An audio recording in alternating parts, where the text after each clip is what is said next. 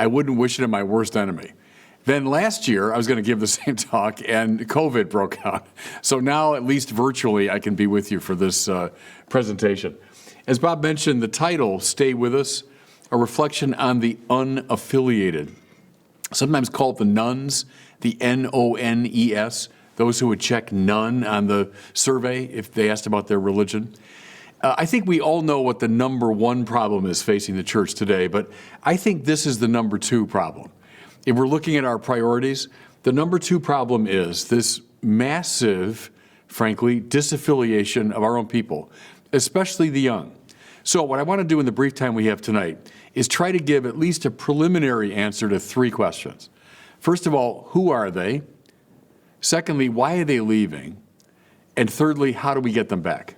So I'll structure my talk that way. If you're keeping score, I'll just be trying to answer those three basic. First one is for the statisticians, the empirically minded. Who are they? Second part of the talk is for the theoreticians. So what are the reasons they're leaving? The third, and I hope most important part of the talk, is for all of us practitioners. What do we do? How do we solve this problem? Okay, so first of all, who are the unaffiliated? You know, a bit of good news is we have actually a lot of data on this. This issue has been studied a lot in recent years. And let me share some of these statistics with you. Here's one that I find really illuminating. Go back to the early 1970s. So when I was a little kid, studies showed that about 3% of the country would have said in the early 70s that they have no religion. So 97% of our country would have claimed some religious affiliation. Now, I'm not saying they were all saints.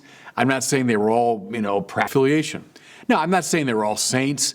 I'm not saying they were all, practicing their faith beautifully. But 97% of the country would have claimed some religious identity. Now, fast forward to the year 1991. It's like 20 years later. The figure has gone up 100% to 6%. So it's an increase to be sure, but still in absolute numbers, not an extraordinary increase. Still 94% of our country would have claimed in 1991 that they have a religious identity. But then go from 91 until today, and you see an extraordinary increase. Today, the figure is 26%. 26% of our country now claims to be a nun, to be unaffiliated, no religious identity. Over a quarter of the country, so somewhere around 80 million people in our country would now say they have no religion. People in our country would now say they have no religion. And I'm old enough, maybe some of you listening are old enough to remember what it was like in the early 70s. There was something different, I think, in the social fabric. When you had a country that still was largely religious, many more practicing than do today. Things have changed. And then when you look at younger people, the numbers get even more disturbing. Look now at people under 30, that number rises from 26% to 40%. 40% of Americans under 30 would now claim no religion. And, dare I say it, looking at young Catholics, it gets worse still. Catholics 30 and younger, the number rises to 50%. Now, let that sink in a little bit, everybody. So we're all committed to the Catholic Church and Catholic education and sacraments and everything. 1/2 of young Catholics have now disaffiliated. Not encouraging number. Here's a stat that stays in my mind. It's quite telling. For every one person today joining the Catholic Church, 6 are leaving. And by the way, that's the worst ratio of all the major religions. So think of, as you see people with great joy coming to the church at Easter time. For every one that joins, roughly 6 are leaving. Another disturbing statistic, read the work of Jean Twenge. She's a sociologist at the University of San Diego. Wrote a really interesting book called iGen, meaning the generation that's raised on iPads and iPhones, right? The youngest set.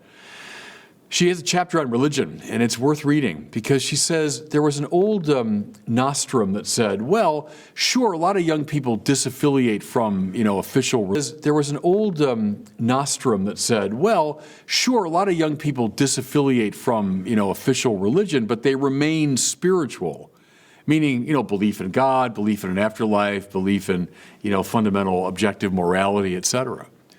She's showing, and I'm not surprised, that nostrum is now exposed as false because the longer people stay away from institutional and formal religion, the less connected to the spiritual they are. So they're both less religious and less spiritual. Here's just one more. Read Christian Smith from the University of Notre Dame. He's one of the most, I think, insightful commenters on this whole situation. Most young Catholics, both affiliated and unaffiliated, will say something like this. I'm going to give a quote, commenters on this whole situation. Most young Catholics, both affiliated and unaffiliated, will say something like this. I'm going to give a quote that's very representative. I'm so okay with uncertainty. I think uncertainty is beautiful. I think the most beautiful works of art are the ones that lead you to asking questions as opposed to those trying to supply answers to what something is. My point here is the number of people among the young who are into the quest, not into the answers provided by classical religion. Here's a last quote, and it's from my colleague at Word on Fire, Brandon Vaught. By the way, one of the more insightful commenters on this situation. Brandon said, let's face it, the church is hemorrhaging young people. And I think the stats. So, second question, how come they're leaving? Now, something I find is interesting. When you bring up this question, and I talk about this a lot on my online ministry, everyone's got an answer.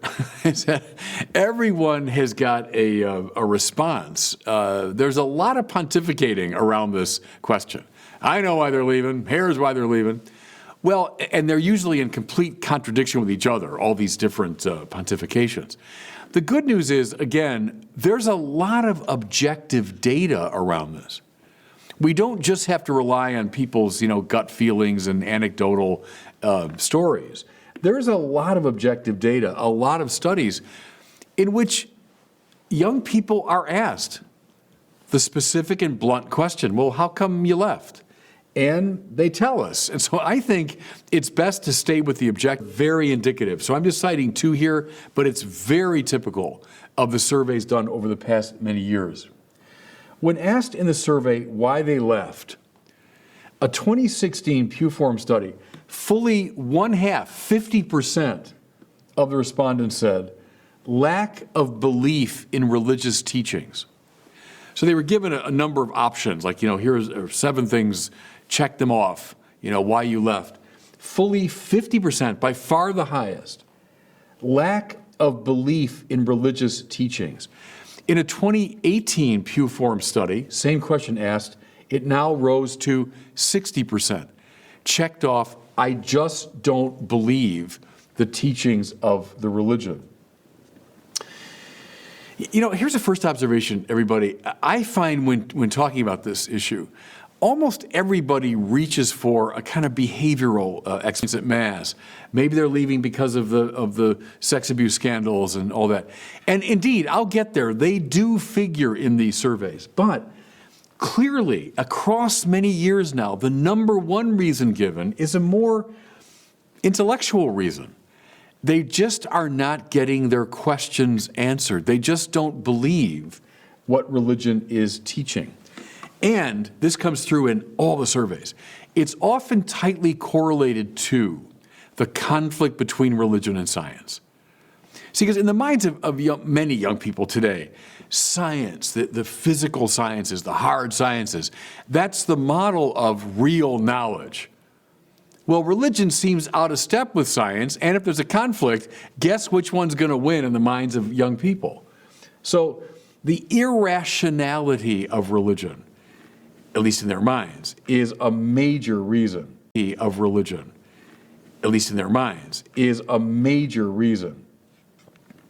Here's something from Christian Smith, again, the Notre Dame researcher. He said 59% of the young disaffiliated that he studied agree with the statement that religion and science are in conflict with each other. Again, in their minds, which one's going to win? Trust me, it's not going to be religion. We'll get there when I start talking about how to address this thing, but this should be, I think, uppermost in our minds. Our young people are having a hard time getting their minds around religion, and science and religion conflict is one of the issues. Here's just a quote from some of Christian Smith's research. This is from a young disaffiliated person.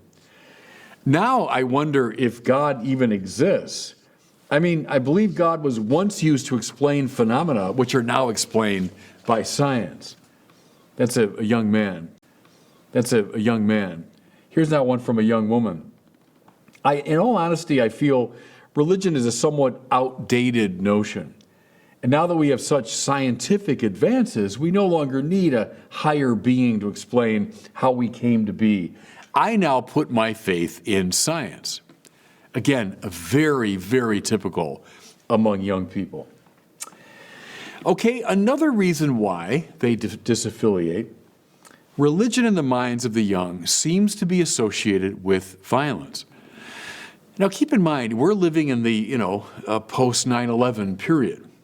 9/11 stirred up a very old argument coming up out of the Enlightenment. Namely, since religion is irrational, the only way religious people can adjudicate their disputes is through violence. I mean, is that a fair assessment of all of religion? Of course not. But it gets deep, especially in the wake of something like 9/11. By the way, it's no accident that the new atheists, think of Hitchens and Dawkins and Sam Harris, who, by the way, have had a massive impact on young people. I hear their rhetoric all the time. The new atheist emerged, it's no accident, right in the wake of 9/11, because it stirred up this old idea about religion and violence. Here's a third reason for disaffiliation. The conflict between the claims of religion and what I call the culture of self-invention. The culture of self-invention. Now, you know what this means. All you got to do is watch the news, listen to music, go to any movie, talk to most young people, because it's the default position, I think, of most high school students and college students in America.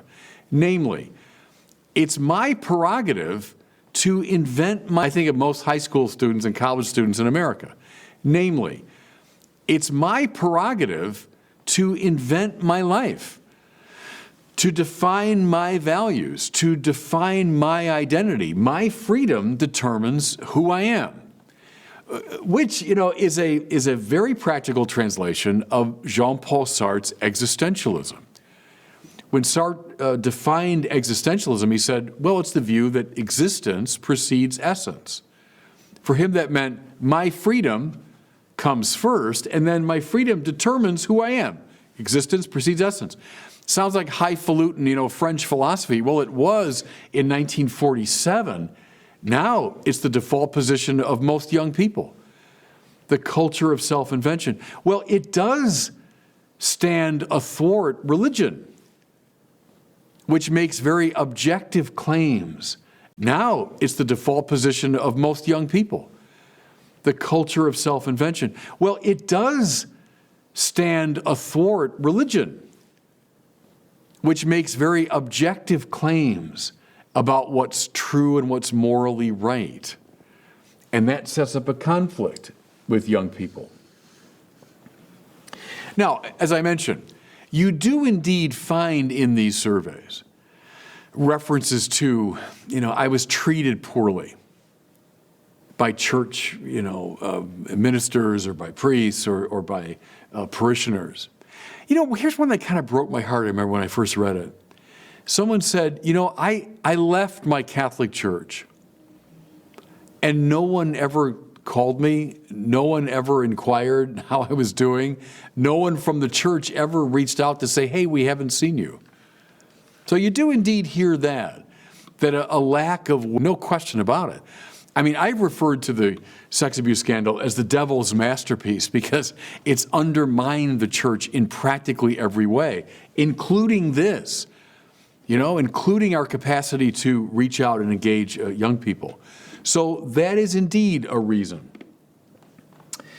And then finally, I'll say this, survey after survey, the church's teaching on matters sexual is a block for a lot of those who have disaffiliated. Now, if you look at older disaffiliated Catholics, it's almost always the issue of divorce and remarriage. It's interesting to me, the synod that produced Amoris Laetitia, 2016, I guess that was, and the issue of divorce and remarriage and communion and so on, that's very much the sort of prime sexual concern of an older generation of Catholics, Pope Francis' generation of gays, that the church is at least seems to be cruel and exclusive toward gay people. Now get even younger, get down to the iGen generation, it becomes the issue of transgenderism. So that's true. As you look at these surveys, people will say the church's attitude toward human sexuality is unrealistic, or it's exclusive, or it's cruel. So those are indeed present. Okay, so we know statistically, who the disaffiliated are. We know their numbers. And we can tell from these surveys, I've just gone through a few of them, but some of the main reasons why they've chosen to disaffiliate. I think as we push forward in different ways, it's just wise to be aware of these objective data so we don't just go on our kind of gut feelings about it. Okay. I went a little bit push forward in different ways. It's just wise to be aware of these objective data so we don't just go on our kind of gut feelings about it. Okay, I went a little bit quickly through those first two questions because I think this last one is the most important and I want to spend the most time with it. Namely, how do we get them back? Or if I might suggest, this thing cuts in both directions. How do we get them back? But also, how do we prevent them from becoming nuns in the first place? Right? How do we interrupt this tendency toward disaffiliation? So all the answers here are meant to cut in really both those directions. And maybe, I say this now as a pastor, it's that second one that's maybe more important. How do we keep young people from wandering away from us? Okay? So I'm going to suggest 5 things. There are many more things we could say, but I'll just suggest 5. And these 2, mind you, are based on a lot of statistical surveys. As you listen to young people and say, well, what do you remember fondly? Or what would bring you back? It'll be reflected now in some of the answers I give here. Here's the first one. Get young people involved in the works of justice. Get young people involved in the works of justice. So, as I said, there's a lot of hesitation when it comes to the church's sexual teaching. I am not arguing that we should jettison our sexual teaching, not at all. But I don't think when trying to reach out to the disaffiliated, it's wise to begin with the sexual teaching. It's what they find problematic. But they will say in survey after survey, what I remember fondly or what I feel passionately about is the church's commitment to social justice. They find that very attractive. Well, it's a great part of our Catholic tradition. We have a beautiful tradition around doing the works of justice, stretching all the way back to the first years of the church's life, when precisely by its moral profile it stood out against the environing culture. How these Christians love one another. Tertullian's famous line, reporting what the pagans were saying. The fact that Christians wouldn't expose their infant children on the mountainside if they were unwanted. The fact that Christians included the poor and the hungry and the homeless. Evangelical element from the earliest centuries. And then look at this litany we have, this cloud of witnesses. Dorothy Day, Thomas Merton, Jacques Maritain, Reynold Hillenbrand, Mother Teresa of Calcutta, Rose Hawthorne. Not to mention Francis of Assisi, Vincent de Paul, Peter Claver, Martin de Porres, Bartolomé de las Casas. We have a wonderful, wonderful history and tradition around justice and the works of justice. Well, highlight it, announce it, boldly proclaim it, bring these people forward. Young people find it very enticing. Good, we should use it. And even more importantly, get them involved. You know, I deal with now, even more importantly, get them involved. You know, I deal not a lot with our confirmation prep programs. You know, I confirm all these kids out here, and I love talking to the teams that prepare them. I talk to the kids themselves. And again, they'll talk about having that experience of going down and serving the homeless, working in the soup kitchen, going over to Catholic Charities and feeding the hungry. Of course they do. Of course they do. It gets deep in their souls. Get them involved.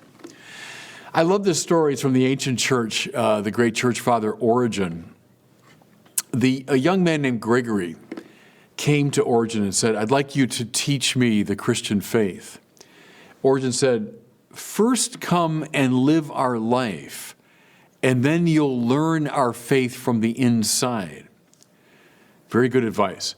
And that young man, Gregory, is now known in the tradition as him, and said, "I'm just having trouble believing in God." And Hopkins said, "Give alms." He didn't give him an argument. He didn't give him theology or philosophy. He said, "Give alms." There's something about participating in the works of justice, concrete care for the poor, that has an evangelizing power. It always has, still does. I want to just give you a couple quotes here, still under this rubric.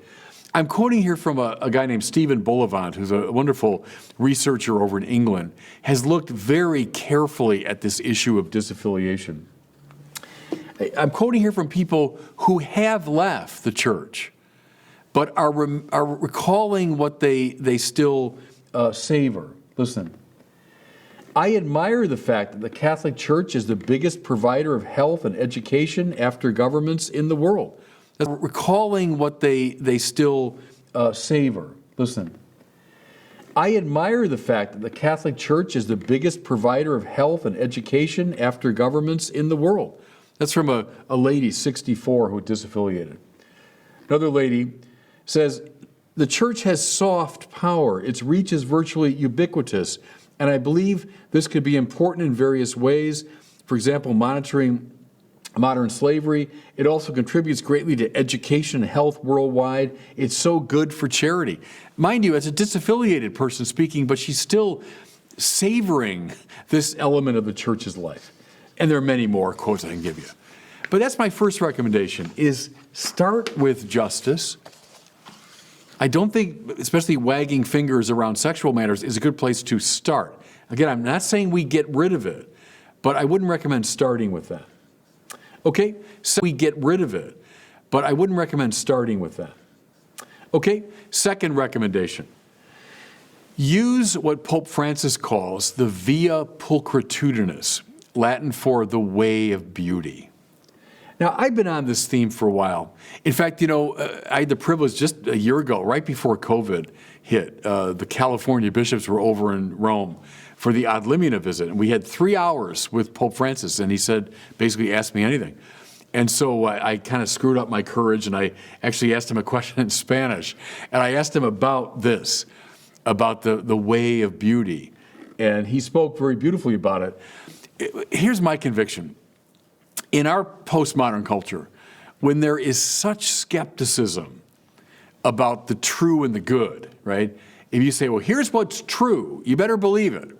Well, all the defenses go up. Or worse yet, if you say, well, here be behaving, well, people get defensive. Okay, well, try the third transcendental, right? The good, the true, and the beautiful. Try the beautiful. Just show the Sistine Chapel. Show Chartres Cathedral.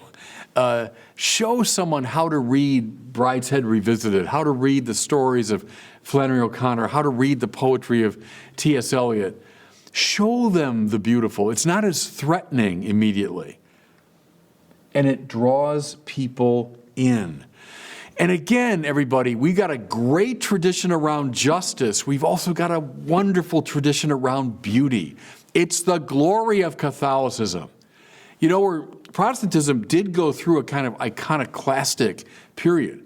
When you go back to Luther and the other reformers, they got rid of a lot of beauty.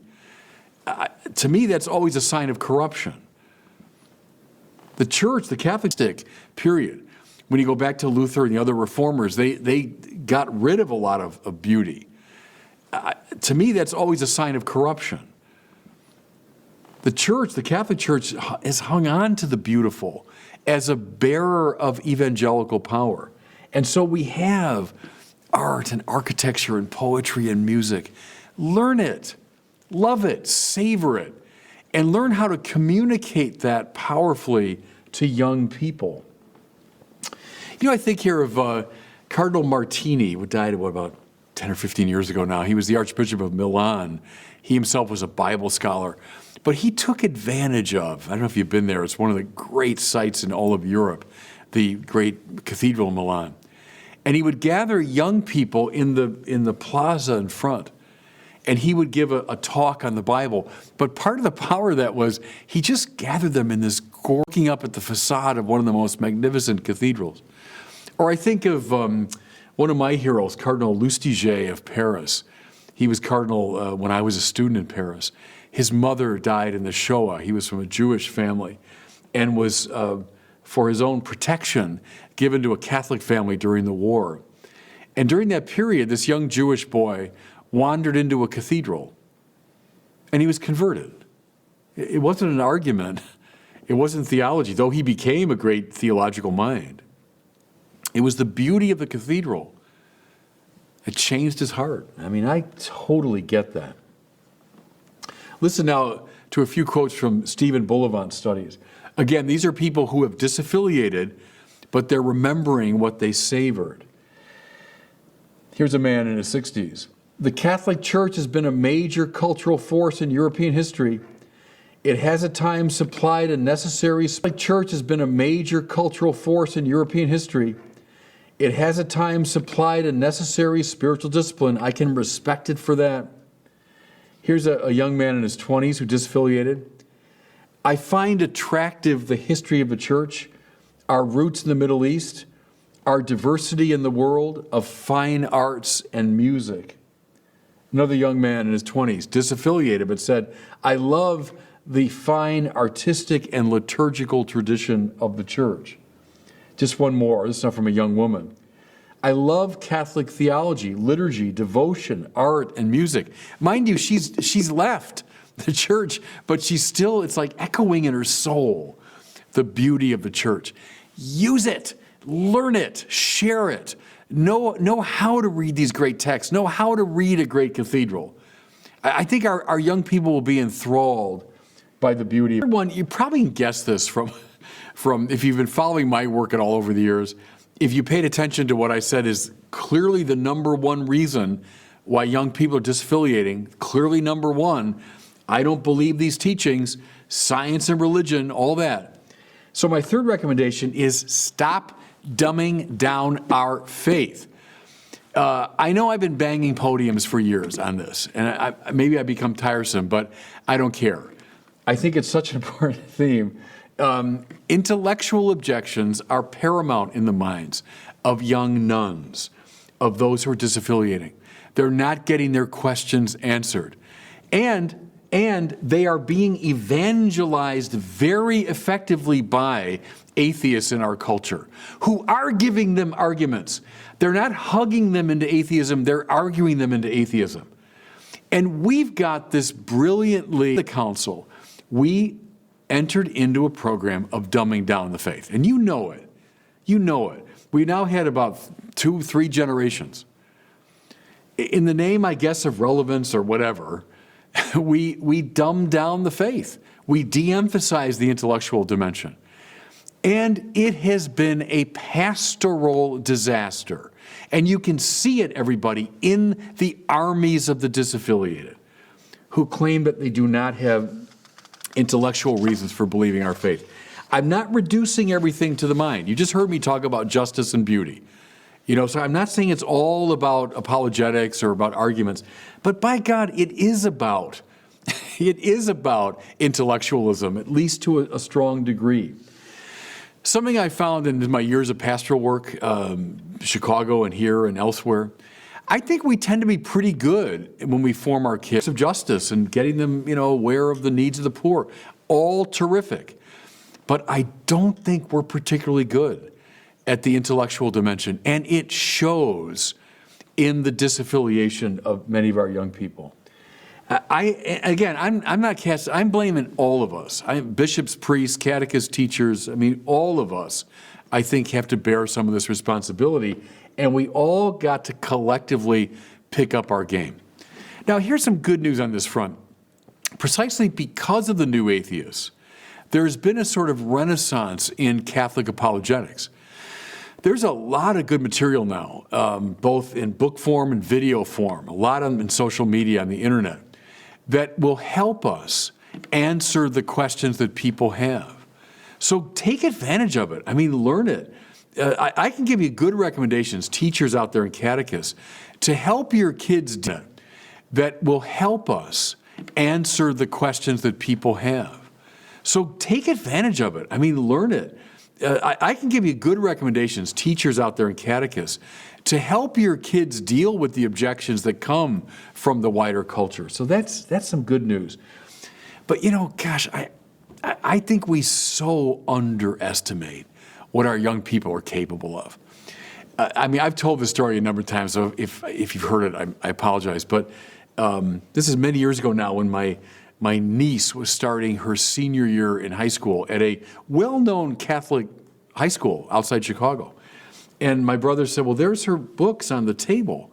So I went over, and she had Virgil in Latin for her Latin class. She had Shakespeare, they're reading Hamlet, I think it was, for English class. She had Einstein or some complex, had Einstein or some complex, physicist for science class. And then in religion, she had this little paperback with a big picture on the cover, this simple, and that's her religion book.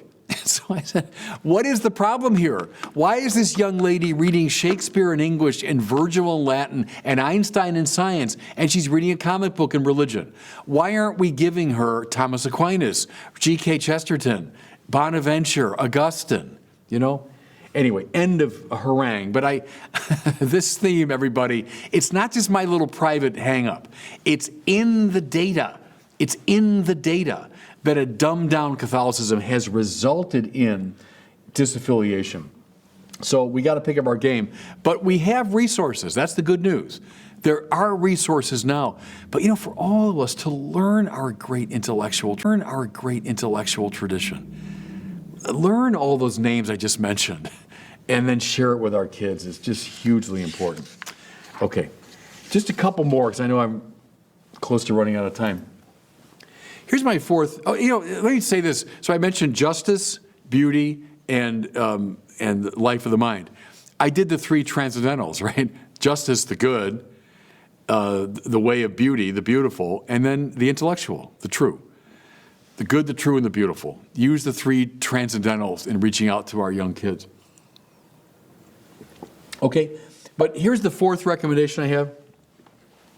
Turn every parish into a missionary society. Go right back to Vatican II, everyone. There's a clear line, Vatican II to Francis and all the popes in between. The great impulse behind Vatican II was a missionary impulse. George of Chicago always said that. He said the key to Vatican II is to read it as a missionary council. It wasn't like Trent or Nicaea or Chalcedon trying to settle complex matters of doctrine. That wasn't its main purpose. Its purpose was Now, to get the church out from itself and out into the world, to let out the life.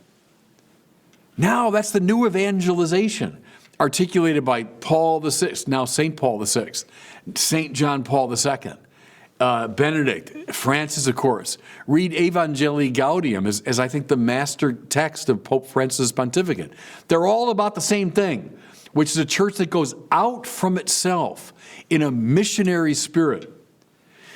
I think, though, and this is, again, Pope Francis is real strong on this, we have a tendency to stay within ourselves. No, I'm a good Catholic strong on this. We have a tendency to stay within ourselves. No, I'm a good Catholic if I go to Mass and I receive the sacraments, and maybe I go to a program occasionally and I take in some formation, and I'm a good Catholic. Well, all that's, of course, terrific, but as de Lubac said, after the words of consecration, the most sacred words of the Mass are go. The Mass is ended. Go and love and serve the Lord. Go proclaim I can never get it right unless I'm standing at the altar. Go in peace, glorifying the Lord by your life. The whole idea is it's an outward thrusting move. Evangelize. What are our parishes? Are they places where we kind of gather to hunker down, or are they mission societies? If you would ask the fathers of Vatican II, at the time of Vatican II, something like 60 or 65% of Catholics in our country were going to Mass. Well, and they thought that was bad. They wanted a revolution. They wanted to now intensify our liturgical lives. If you told them in the year 2021 only 20% are going to Mass, we shouldn't be satisfied with that. No, our job now, having been to Mass, now we go and bring people in. Come on, bring somebody back. The priests can't do it all. Bishops can't do it all. I mean, it's up now to the faithful. That's how you're sanctified, by bringing others to sanctification. Turn every parish into a missionary society. The great megachurch Protestant, Rick Warren, whom I met a couple years ago out here in California. And I'd read him before, but I'd never met him. The great megachurch Protestant, Rick Warren, whom I met a couple years ago out here in California. And I'd read him before, but I'd never met him and enjoyed talking to him. And one thing he told me that stayed in my mind was, he said, everyone knows me as, friendly Pastor Rick. I got my Hawaiian shirt, I'm not putting on any airs. And he said, all that's designed to bring people in. He wants to attract them to his church. Good. But they said, what people don't realize is, once they're in, I make demands on them. He said, they got to go through a whole discipleship training program. If they don't, they're out. Once they've been trained as disciples, now they're sent on mission. They don't want to go on mission, they're out. In other words, he's demanding that they now become trained missionaries. I just wonder how many of us Catholics think along those lines. Because sanctified, having been Christified at Mass, now go and Christify the world. I like that line that says, when you walk out the door of any church in the United States, you have entered mission country. It's true, isn't it? I mean, you don't need to go to Africa or to Asia for mission country. It's right outside the door of your church every time you leave Mass. Do we see our parishes as training centers precisely for evangelists, missionaries, and disciples? Now, again, we could do a whole talk on that. That would be a good focus for another 45-minute talk. What would that look like? But start thinking about it. You and the pastor together, you and your friends in the parish, start thinking about that. What would that look like if we were a missionary society? Okay, here's a fifth but start thinking about it. You and the pastor together, you and your friends in the parish, start thinking about that. What would that look like if we were a missionary society? Okay, here's a fifth and final recommendation. We have to be digital missionaries if we want to reach young people. Let me take you back to 2018. I had the privilege of being a delegate at the Synod on Young People, gathering of bishops from all over the world with the Pope every day. It was a marvelous experience. It was a whole month in Rome with the Pope practically every day, listening to talks from the bishops. Then we had smaller, language group sessions and all around this question, really, of young people and how to re-engage them. Well, I listened for a couple weeks. And what struck me was all these very good people, but they were talking almost exclusively about what I'd call parish programs. How can we make our parishes a better place where the young people can be instructed? Or how can we have a program that will bring, young people in? So finally, I stood up at the Synod and I said, I think this is the wrong way to think about it. We have armies of the disaffiliated, so we know that. They're not likely to come to our parishes. Years ago, that was true. We kind of assumed Catholics would come to be evangelized at our institutions, at our schools and parishes and seminaries. But they're not. We've got to go get them. We've got to go out from our churches to get them.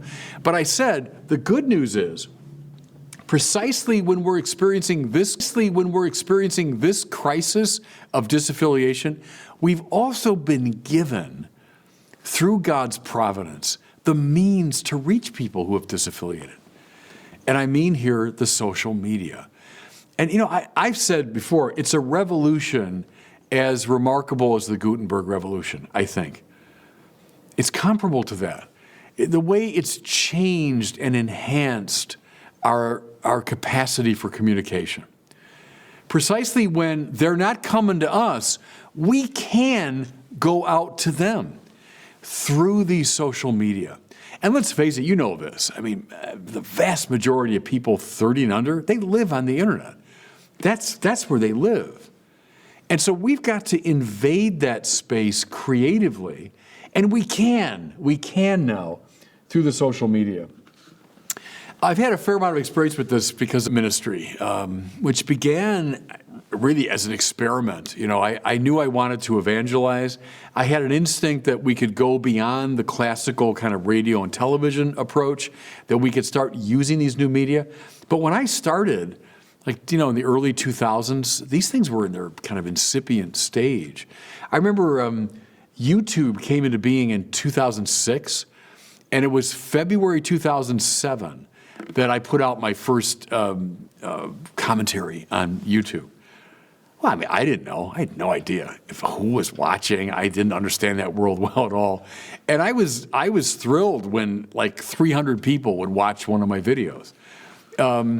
My point is, we just kind of started small. And my instinct was, don't begin with, finger wagging, or don't begin with, moral correction. It's likely not going to work well with seeds of the word. There's going to be something in that film or in that book or in that news event or something going on in the culture that is redolent of the gospel. There's something of the gospel there. And if you can see it and point it out, it might be a way of drawing people in. Well, again, it was an experiment. I was just, kind of hoping against hope it might work. And the amazing thing is, I think it has, over the years, had that effect. I got, so many stories I could tell about people that, look, Father, Bishop, I was an atheist, I'm an agnostic, I would never think of coming to church, but I stumbled on your video. And they call it the sticky quality of the internet, that you start here, but it links to here, to here, to here, to here. And before you know it, you're watching something you never intended to. Well, it happens a lot with the videos that I do of Clint Eastwood, and I got this review of one of Clint Eastwood's movies. They like history, and that brings them to some commentary I did on, it works. I think it can work. And I think parishes endeavoring to be missionary societies should get young people who know how to use this world and do it.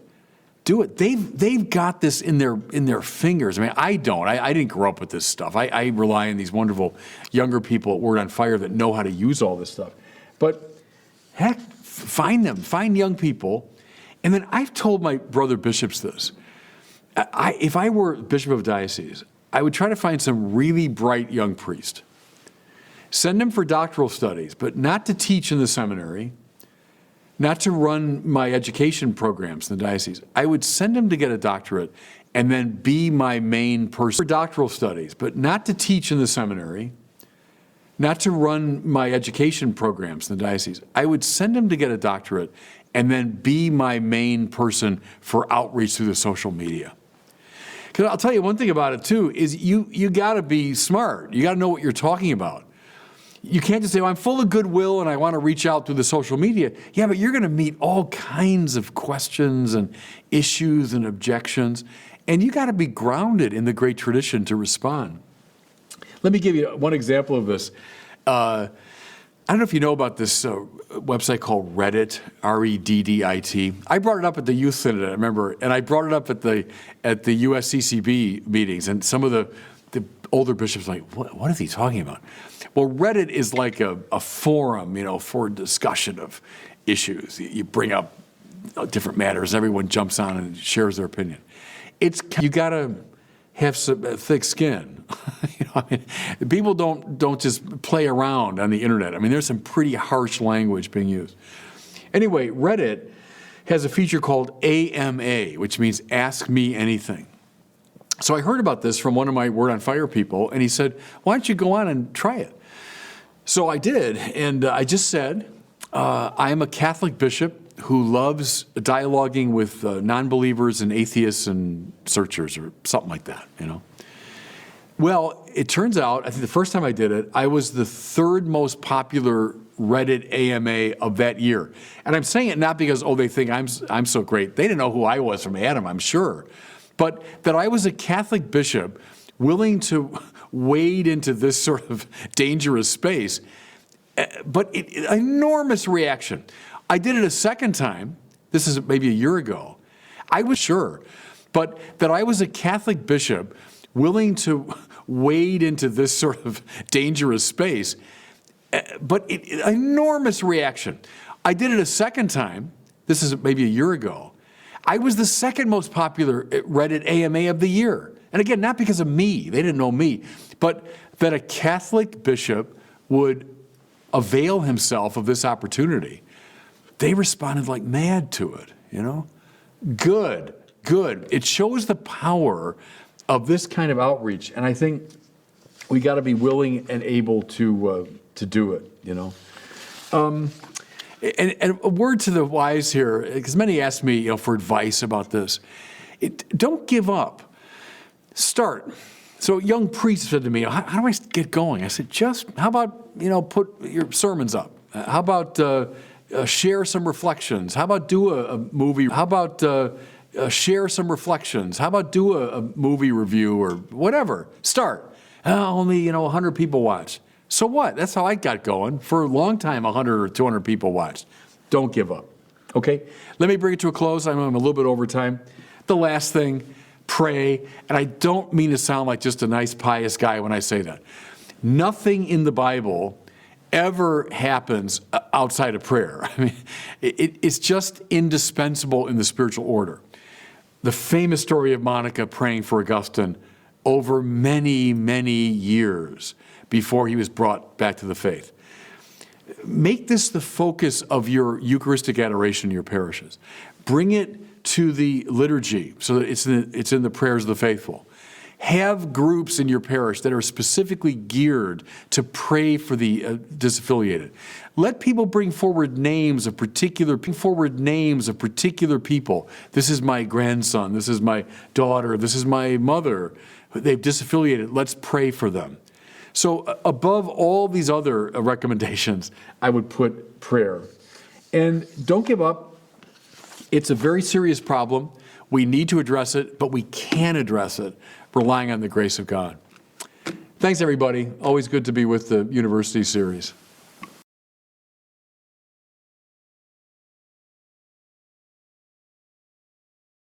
Thank you, Bishop Barron. We have a few questions from the audience for you. Going back to the data and the list of reasons why young people are leaving Catholicism, where on that list is the item of all male clergy? I must say it doesn't come up that much. The ones I mentioned, I think, are the dominant ones. Certainly you hear come up that much. The ones I mentioned, I think, are the dominant ones. Certainly you hear concerns about, women priests, et cetera, generally speaking. But I must say, in my years of looking at this particular set of data, I don't see that as a major reason for disaffiliation. People will be upset with the institutional church. Usually it means the scandals or it means our sexual teaching. But I don't really see that particular issue in regard to this question. All right, another question then. Please. The nuns are attracted to social justice. Is there a link, you think, an explanation for the increase in attitudes against abortion as part of that? Yeah, I would certainly see it as a justice issue, and if the church presents it that way, which I think we do, I think it would make perfect sense. Or any kind of art, and they look like poor first-grade attempts. Yeah, it's a big issue you're bringing up there. I'm somewhat sympathetic with you. I'm not a big fan of Bauhaus modernism, and we did in the years I was coming of age, like in the 70s and 80s, we built a lot of churches in that style. And I don't think that style bears the weight of Revelation very well. You look back at, whether it's a Basilica style, Romanesque style, Gothic style, let's say a Victorian Gothic, different forms that I think are able to bear the weight of Revelation better. Now, it's not to say that there's nothing in contemporary, architecture that can do that. I think there are. But I think we got to be sensitive to that issue. It's not like just trying to be trendy and stay up with the times. The church in its art is trying to express its own life in plastic form. And certain forms of architecture, because there was a tendency when I was a young man to mute the beautiful. And I think it was a somewhat Protestantizing tendency, because that is in the Protestant reformers, that they wanted to mute the beautiful. And we were imitating that in a way in the years after the council, and that wasn't helpful. But that's a big topic for a whole other talk. Absolutely. As part of the objections of the nuns that science answers everything, do you have any ideas, any thoughts on how to integrate Catholicism with science? Yeah, good. In fact, I'm developing a paper right now on that, and I think it's a hugely important issue. Here's the first observation. I think it's important always to ask meta questions because they get us closer to religion. So someone's a scientist, right? They're a physicist, a chemist, they're a astronomer, whatever. And they are to ask meta questions because they get us closer to religion. So someone's a scientist, right? They're a physicist, a chemist, they're a astronomer, whatever. And they are so caught up in the wonders of that science, how much it can know. Well, ask the meta question, namely, why should the world be intelligible at all? So every scientist, physicist, chemist, astronomer, whoever he or she is, has to assume that the world she's going out to meet has an intelligibility or a patterned quality that corresponds to an inquiring mind. Otherwise, the science would never get off the ground. Well, where's that come from? How do you explain the radical and universal intelligibility of the world? And I think that opens the door wide to religion. Because now you're looking at, there seems to be then some kind of intelligence of the world. And I think that opens the door wide to religion. Because now you're looking at, there seems to be then some kind of intelligence behind radical and universal intelligibility. And I think that's a way in to a religion-science dialogue. The best person I know on this is John Polkinghorne. I don't know if anyone remembers that name. John Polkinghorne was a high-level Cambridge particle physicist, right? High-level scientist, who at midlife left his profession to become an Anglican priest. And he's ordained an Anglican priest and then did wonderful work reconciling science and religion. Science at the highest level, particle physics, all that stuff, quantum mechanics, and linking it to religion. So read him. But one of his observations is the one I just made about radical and universal. Thank you. Apparently, you have a great baseball analogy for how to teach the beauty of our faith. Could you share that, please? I've used baseball in different ways. It might be, I think what they mean is if you're teaching baseball to kids, what you would never do is begin with the infield fly rule. The infield fly rule is a very particular technical rule of baseball. It's a good rule, by the way. If you understand the infield fly rule, it's good. It makes the game better. But you wouldn't dream of beginning with that, right? You begin, when I was learning baseball as a little kid, our coaches had us get down, I remember, on our knees and feel the infield and smell the grass. They wanted us to get, and then they put the moves of the game in our bodies. I mean, they taught us put the moves of the game in our bodies. I mean, they taught us the basic stances, and I still could stand to the plate, in the way that they taught me to. And then they got us playing, got us hitting and running and throwing.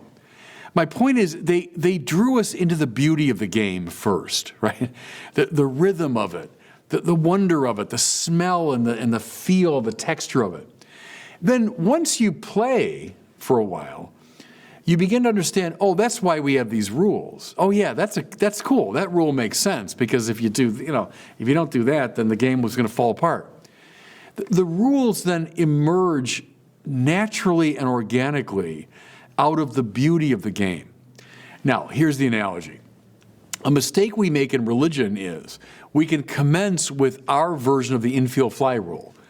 Let's commence with debating details of sexual morality. Well, that's not going to draw anyone into the game, Rather, get them into the beauty of Catholicism. And then they will eventually come to understand why we have rules, including rules about sexuality.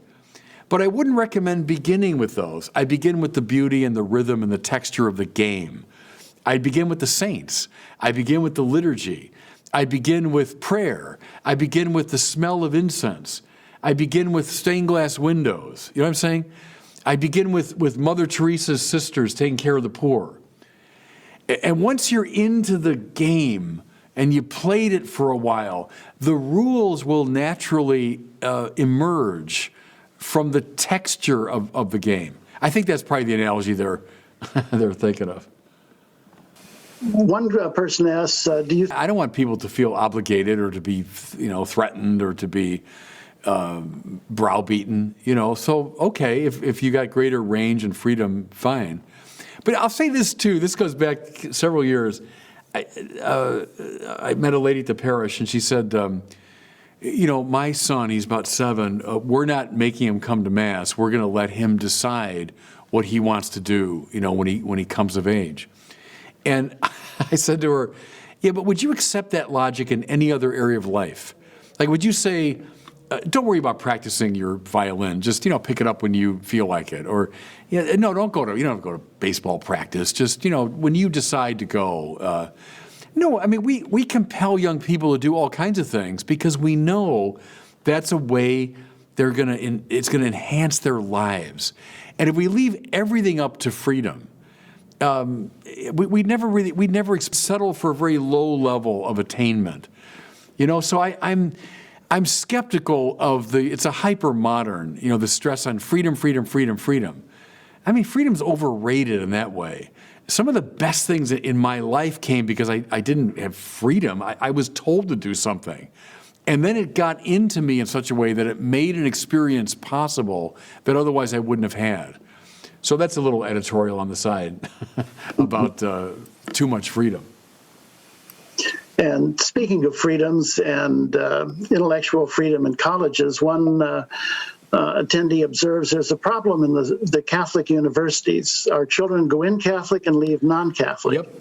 They're taught values that do not align with the Yep. church teachings, especially in liberal arts and social sciences. Is this a problem? Yes, yes, yes.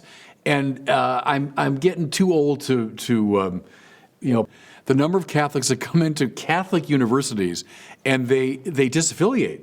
They lose their faith. Now, I'm not doing some blanket condemnation of all Catholic universities, but there is a disturbing statistical indication that this is true. And too many of the Catholic universities have allowed their Catholic identity to evanesce. And they've adopted much more of a secular model of education. And what's the point? My thing is, we already got Princeton, and we already got Yale and Harvard. We don't need more of those. We need truly Catholic universities that honor our own intellectual tradition.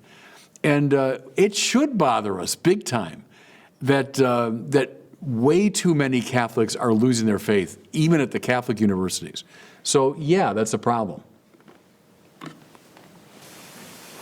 And I have another question from someone that she and her husband have 3 young children. At the Catholic universities. So, yeah, that's a problem. And I have another question from someone that she and her husband have 3 young children. They check all the boxes for church attendance, parochial school, etc., and yet they're having serious difficulty having their children baptized. They can't find people to serve as godparents because they can't get a letter from their church saying that they attend regularly. The majority of their close family and friends have left the church over the last decade. Yeah. So, yeah, I get that. Why this barrier to baptism for their children? Yeah, no, I get that. I don't have a good answer. I have to really sit down and talk to them. But I do understand that dilemma, is we're looking for godparents and looking for people to guide our young people into the faith. And that generation has become, not exclusively, but to a large degree, disaffiliated. So I get the frustration. I'm not sure I've got a really good answer to that one. Has become, not exclusively, but to a large degree, disaffiliated. So I get the frustration. I'm not sure I've got a really good answer to that one. I can share some of those details with you after. In the meantime, others are asking, are there any written course materials, any information that would be good leave-behinds for this, things to study further? Get this book. I mentioned Brandon Vaught earlier from Word on Fire. He's got a book called Return, and we just did a reissue of it. And it's all about this issue. It's written for parents and grandparents to try to bring young people back. And it's full of a lot of practical advice. I would read Christian Smith to understand the phenomenon of disaffiliation. But Brandon might be helpful to, for like practical, concrete tips of how to bring people back and re-engage them. Thank you. And also on the subject of resources, do you have something recommended that discusses the transcendental values, the good, the true, and the beautiful? Well, the classic sources and Aquinas and people like that. But let me think. No, I can't come up with something right off the top of my head, something that's more accessible or more contemporary on that. Dietrich von Hildebrand, the great German phenomenologist, has a lot. That's a little bit heavy, though. Josef Pieper, another German philosopher, who's pretty accessible. Those are a couple places to look, but I'd have to think a bit more about a more accessible text. Aquinas is the classic place to look. Thank you. Back to schools for a moment. How great is the impact of the leftist progressive education educators, I should say, of most Catholic schools from grammar to university, and their rejection of traditional Orthodox Catholic values? Well, it does worry me, yeah. At all these different levels now, and in California, some of those moves that are still being debated, and what our schools will look like and what curriculum will look like, especially at the university level. There is that, I've been a critic of this kind of woke mentality, which has become so dominant in the universities. And it comes up out of a French theorizing of the last century, people like Jacques Derrida, Michel Foucault, and others who are not exactly friends of classical Catholicism. So I get that. I think it is a worry. And, that we hold to certain objective moral values. We hold to certain epistemic values. And we do have a great intellectual tradition that bears those values. And, we should be attentive to it and not simply succumb to down to lower levels of education, too, in the high schools and grade schools. It's a worry.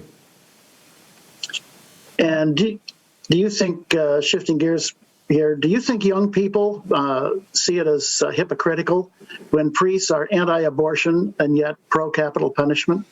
Yeah, that's an incorrect position. I mean, if you really are, I'm not sure I know many priests who are against abortion but for capital punishment. No, I mean, I'm with John Paul II and Pope Francis and the Catechism that would clearly see those as, tightly related issues, both involve an attack on life. So, no, I think you're right. It would be inconsistent to be for one and not the other.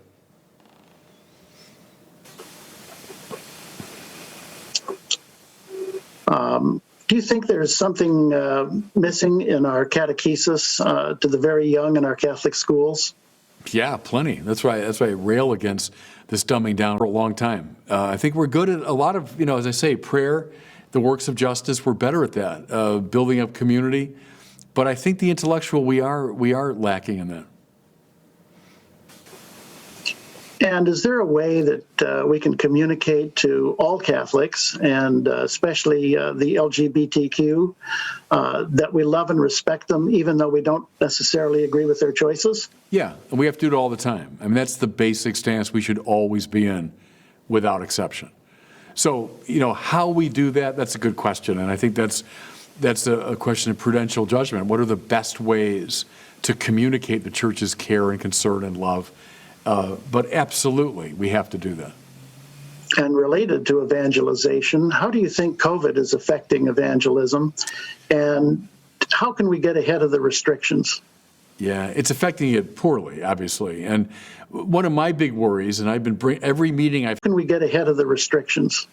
Yeah, it's affecting it poorly, obviously. And one of my big worries, and I've been every meeting I've had in the Archdiocese by Zoom, I've brought this up.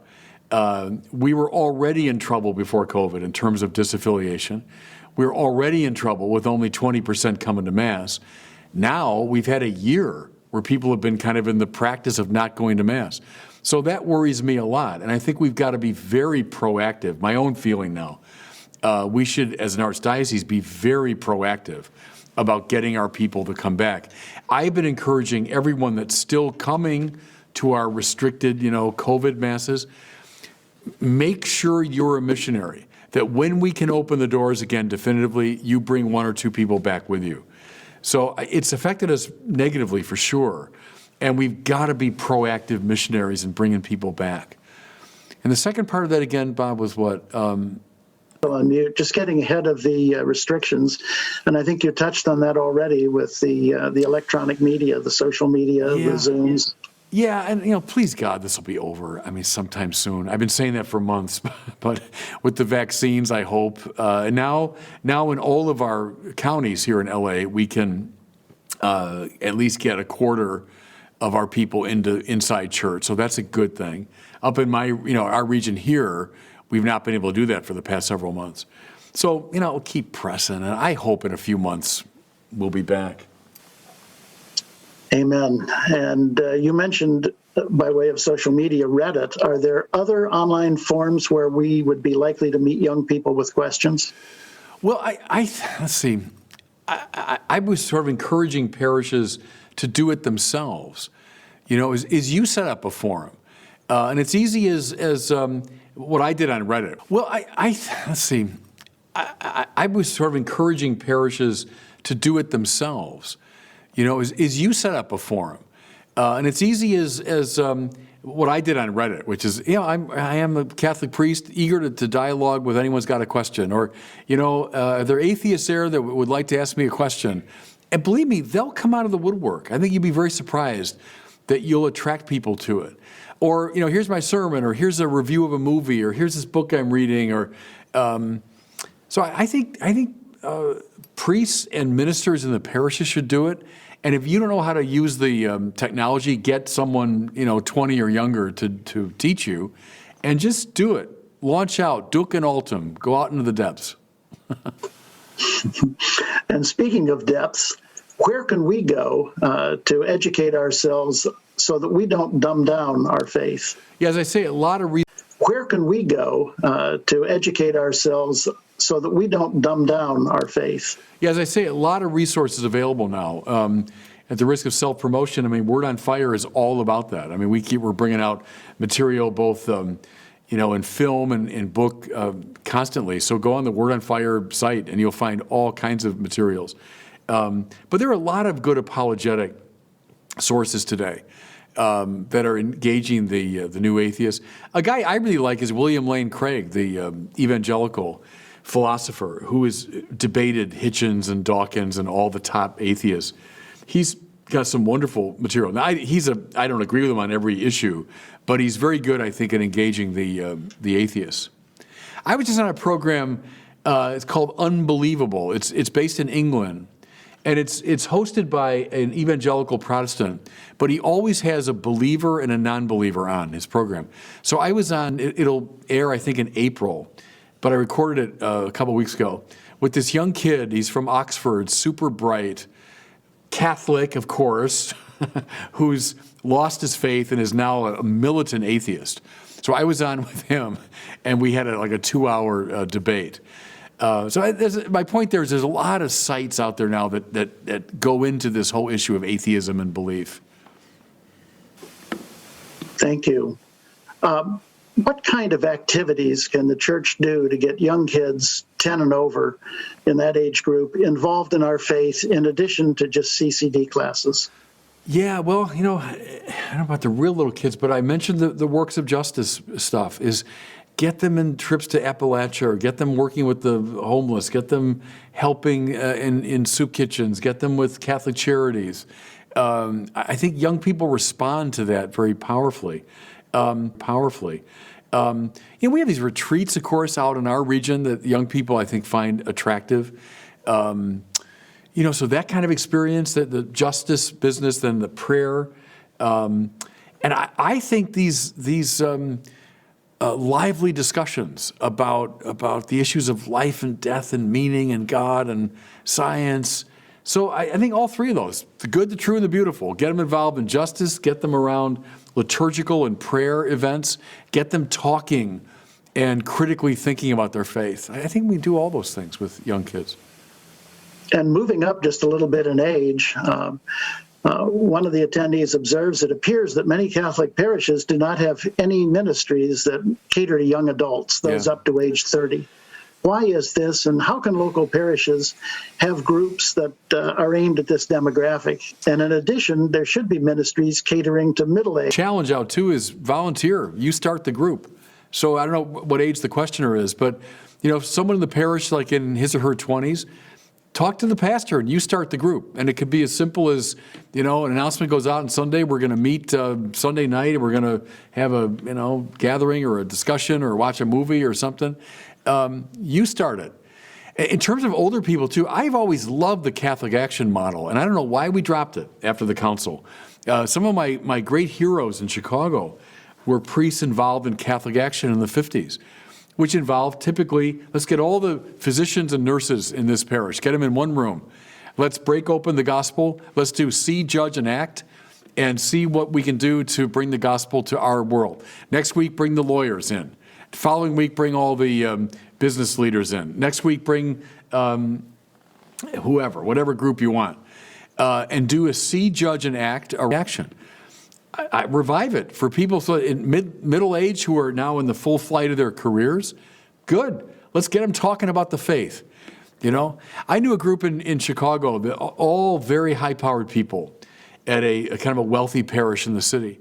And these men would gather, I think, one day a week at 6:30 a.m., and they would have morning prayer together, and then they do a see, judge, and act about their work in high finance and in law and in government. And good. And if it doesn't exist, you start it. Get it organized. Amen to that as well. Here's a question again referring to someone in the LGBTQ community. they're young, how would you advise them reconnecting with their faith when fundamentally the Catholic teachings conflict with who they feel they are as a person? And again, these are super faith when fundamentally the Catholic teachings conflict with who they feel they are as a person. And again, these are super complicated things, and I'd much rather talk directly to somebody. But I would say simply this, is to realize that your deepest and most abiding identity is not around your sexuality, but rather around your relationship with God. That what's deepest and most abiding and most important about you is that you're a beloved child of God. And begin with that. Someone created by God, redeemed by Christ, loved all the way down, because Christ went to the cross to save you. That identity is what's most fundamental and is right at the heart of the church. And it's only out of that more fundamental identity that you'll come to understand something like your sexuality. But what I would resist is the tendency to say that a beloved child of God, that's what's most basic. And that's what the church is fundamentally addressing all the time. Thank you. A number of questions have pointed to the media as a root of a problem with our children. Their influence, starting from school and through television, who we put them with makes a difference, and people who can influence the media. What would you say about this whole business of the influence of media versus influence of parents and peers and such? Yeah, I mentioned Jean Twenge, this professor from San Diego, and the book called iGen. I recommend it. But she talked a lot about the correlation between screen time and depression.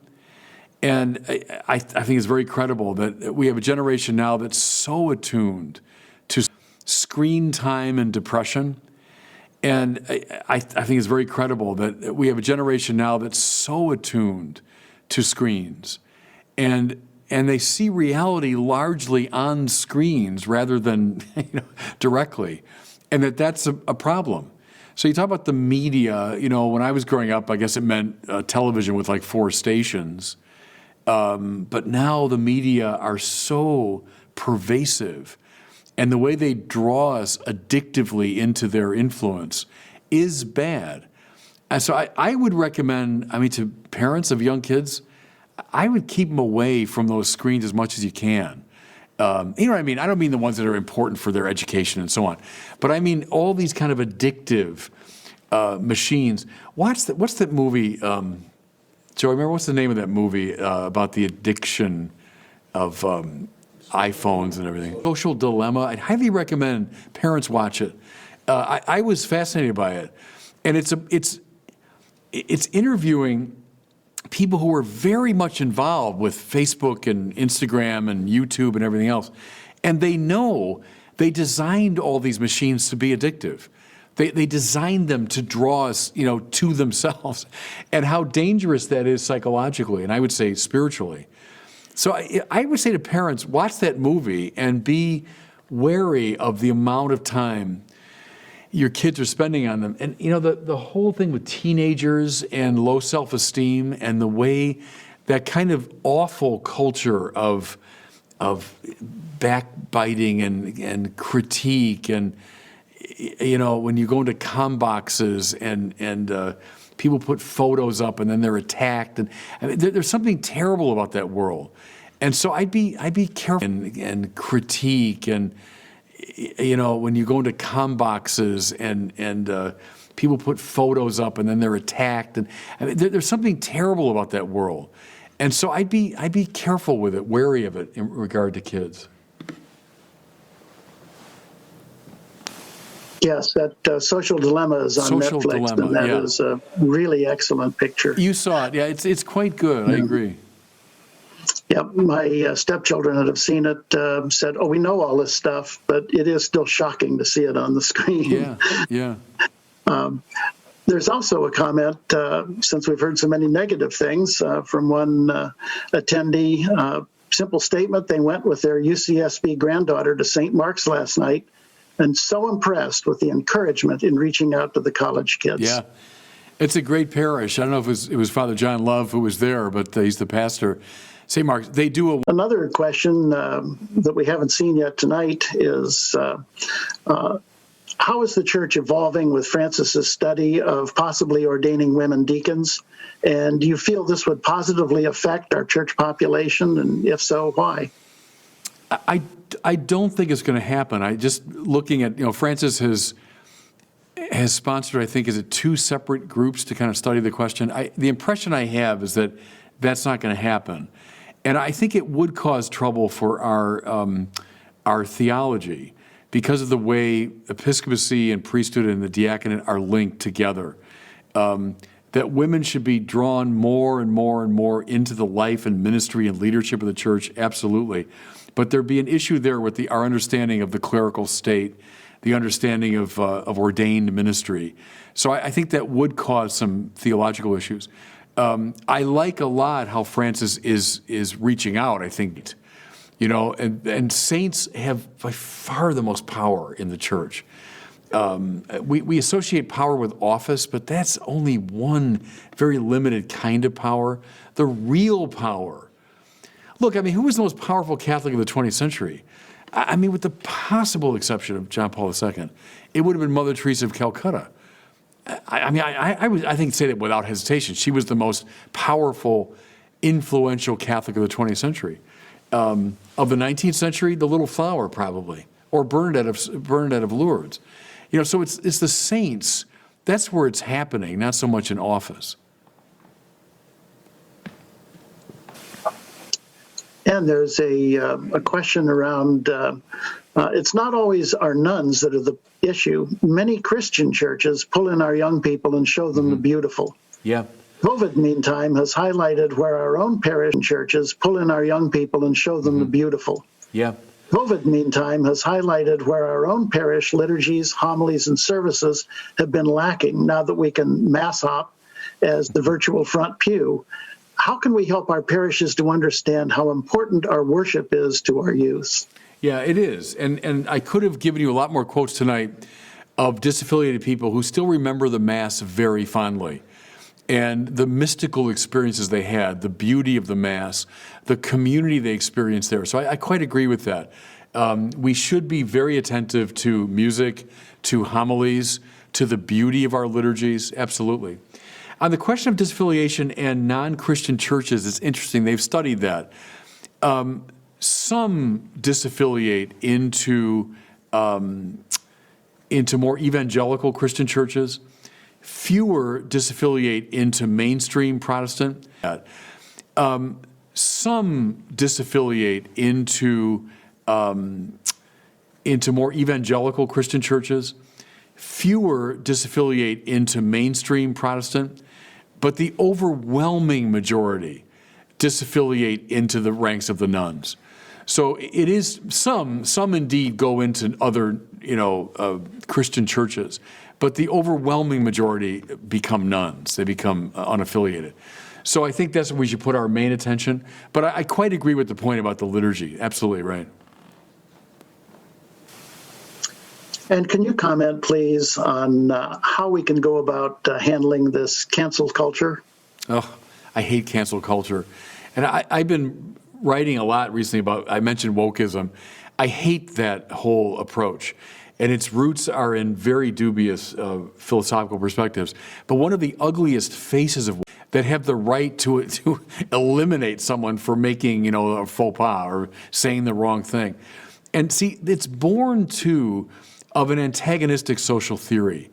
Now, the roots of that are back in Nietzsche and people like that. And they're behind a lot of the woke perspective. Catholic social teaching is not an antagonistic social theory. But when you've got an antagonistic social theory that rests upon the us against them, think of Marxism. It's trying to foment social warfare, the warfare of classes and so on. But when you have an antagonistic social theory, the cancel culture becomes one of its flowerings, and it's particularly terrible. I think we have to resist it. The problem is that even though I think stats show something like 85% of Americans hate the cancel culture, but yet we're also afraid of it, that we succumb to it. I think the cancel culture people are like bullies. Something like 85% of Americans hate the cancel culture, but yet we're also afraid of it, that we succumb to it. I think the cancel culture people are like bullies, and most bullies are cowards, and when you stand up to them, they back down. And I think as a culture, though, we've been bullied, and we should realize strength in our numbers, and we should stand up to bullies and not cave into them. Anyway, that's a talk for another day, too.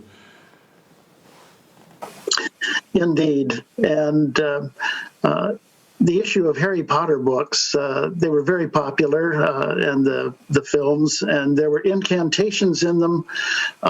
Is there some way that we can properly counsel our children on the reading of those books? Yeah, I can't comment. I just don't know them. I know a lot of people who are great defenders of the Harry Potter books, but I must say I just have never read them, so I can't say. Then we'll stick with the social dilemma. Resources, so I'll get a hold of Noel tomorrow. Yeah, good. And see if we can put together a reading list, and then we can send that out to everybody. Yeah, that'd be fine. That'd be fine. All right. Well, thank you very much, Bishop. I certainly welcome. Appreciate your time and the grilling that you took on our questions here tonight. That's okay. All valid points, I know. They're things that you know and love. Oh, yeah. So I'd like to just say a couple of words in closing. Don't forget our presentation tomorrow, everyone. It's at lunchtime, 12:15. Dr. Paul Ford from Padre Serra on the subject of horizontal surfaces in your home and how to turn them into altars in actual daily life, and how your home can be a holy place. So that's 12:15 tomorrow. And then a reminder that as soon as we close here, please stay online for about 30 seconds and wait for the evaluation to pop up. We look forward to what you have to say. In the meantime, thank you to all who helped put this on tonight. The staff at Word on Fire, the staff at the University Series, my friend Jonathan for standing by in case I needed him. Our webmaster, Ross Gile, has been on here too in the background. So it does take a village, if not a parish, to bring this to fruition.